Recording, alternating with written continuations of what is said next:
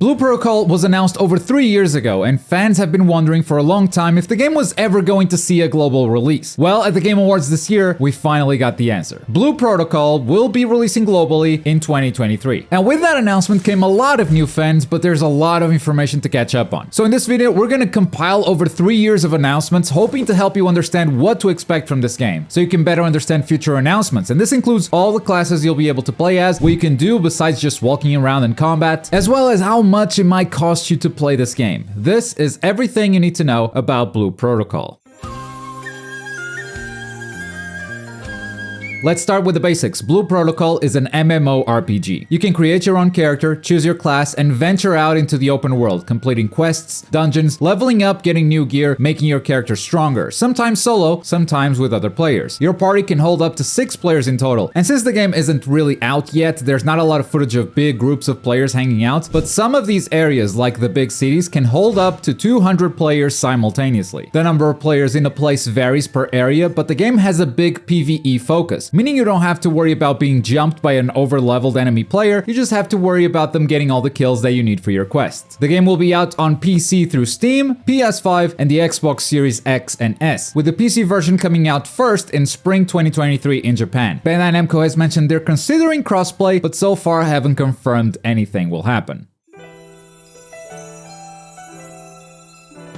Blue Protocol will be free to play with no monthly subscriptions at all, but it will have microtransactions. And we now know some of the details behind those. For instance, there will be 2 battle pass levels to give you extra rewards. There are a ton of currencies that might make this look like a gacha game straight out of your phone, but they did confirm that the only gacha pools that will be present in the game are tied to cosmetics. So you might pull for some cool looking gear, maybe some hairstyles, but nothing with the direct impact on gameplay. So far so good, but it does seem like the game will have some pay to win systems, or at least in Japan. There are tickets that you can buy to get some extra rewards every time you clear a dungeon. You get 3 tickets for free per day, but for more tickets, you're gonna have to pay for it. There's a currency that you can buy that straight up improves your gear, and it's currently unclear if you can even obtain it for free. The good news is all of these systems were shown in the Japanese version of the game, and Bandai Namco is not publishing the game out in the West. Amazon is responsible for this release. And Amazon has full authority to make changes to the monetization that Bandai implements in Japan. They can change the game when they bring it over to the West, which they have actually done before with Lost Ark, a game that came to the West with a ton of pay-to-win systems that Amazon toned down after release. And Bandai did state that there will be no pay-to-win systems on their endgame specifically, but with all they've shown so far, it seems a little hard to believe. We'll hope for the best, who knows, maybe Amazon will step in and make all of this go away.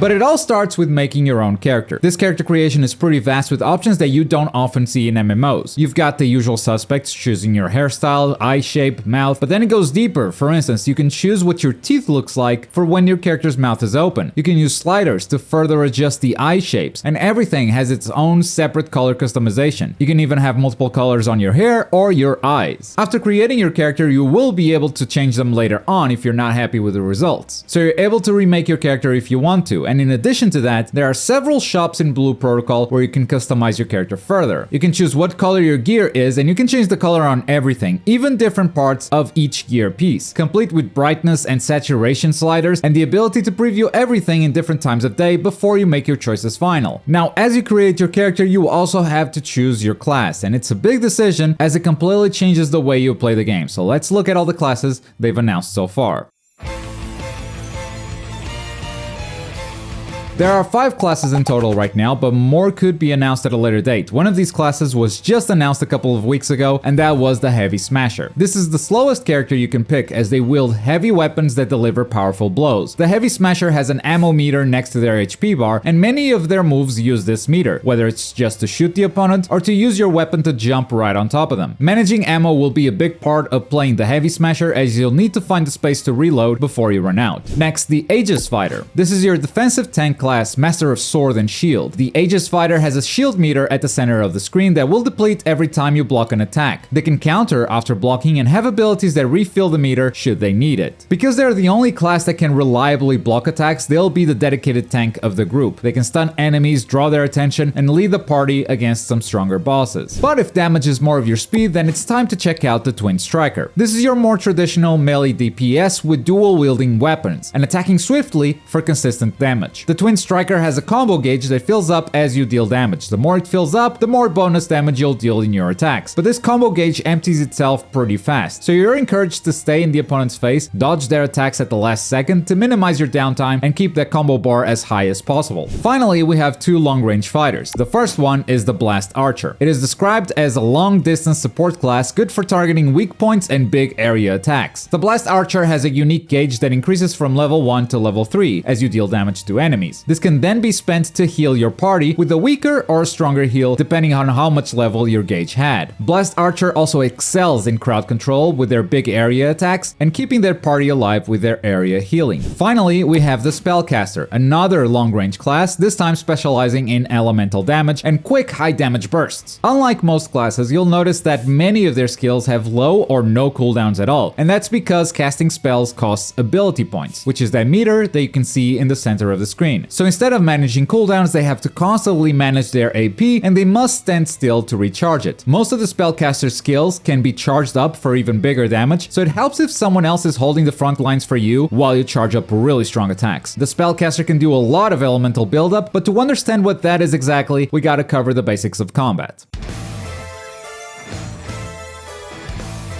Now, you might be wondering, if we're talking about combat, why are we just walking out here in the open world? Well, because we have to start with your character's mobility. Every character can run and jump for free. If you want to spend stamina, you can also sprint or do a dodge roll. This also applies in combat, and it's very important since a lot of enemies have area attacks. Positioning will be your most important defensive mechanic. I don't know if there's combat in the water, but characters can also swim and dash in the water and also jump. That's how you know it's an MMO. In the middle of the screen, you'll notice the HP and stamina gauges for your character, and at the very bottom is where you'll find all of your abilities. The first four icons are your class skills, which can be customized. Every character has a huge talent tree where you'll unlock and power up your skills, and you can only take 4 into combat, so 2 players using the same class might have a completely different build. In the middle, you have your ultimate ability. That's your big icon right there, and right next to it you have 2 Imagi, which are summons in this game. These are not class specific. Any class can summon these creatures. Finally, on the right you have your basic attack and a class mechanic right next to it. For instance, the Bowcaster's class mechanic is that heal that we just talked about. In addition to these icons, if we open up the menu, you'll see that we have some slots for passive skills on the left side and Imagi enhancements on the right side to buff up your summons. But even without skills, the combo system is pretty elaborate for an MMO. Every character has an attack string, but they often change the attack string if you hold a movement direction. And you can also hold the attack button on different attacks. So let's say your character has a 3-strike combo, you can do 1-2 hold, or you can do just 1 into hold, and these different combos often apply different debuffs, so it's something to keep in mind on top of managing your resources, your cooldowns, and avoiding enemy attacks. And damage isn't the only thing that you can focus on when taking down an enemy, because you also have elemental buildup. By hitting an opponent with elemental attacks, you'll notice the bar below their health increasing. Depending on the element, this bar will trigger a different effect on the enemy. For instance, fire will deal damage over time, and ice will slow down an enemy's movement. Once the bar is full, it will trigger an elemental burst, triggering that specific elemental effect. Fire, for instance, will trigger an explosion, and ice will completely freeze the character. Every class can help contribute to elemental buildup, and some class builds might even specialize in it. That said, there are some classes that will just straight up be better at doing this than others.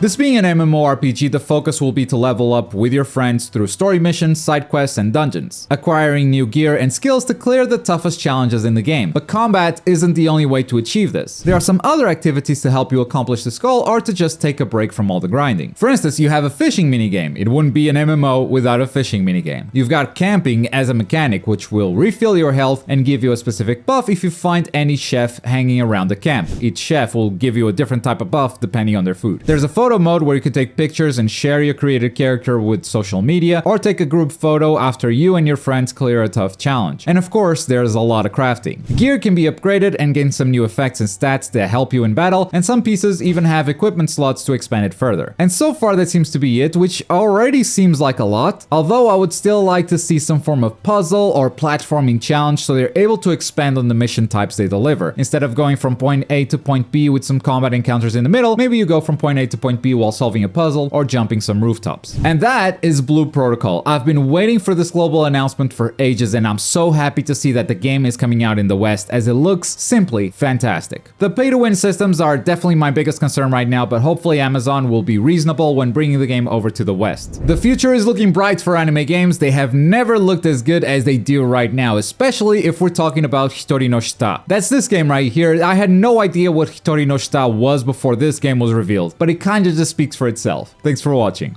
Bye.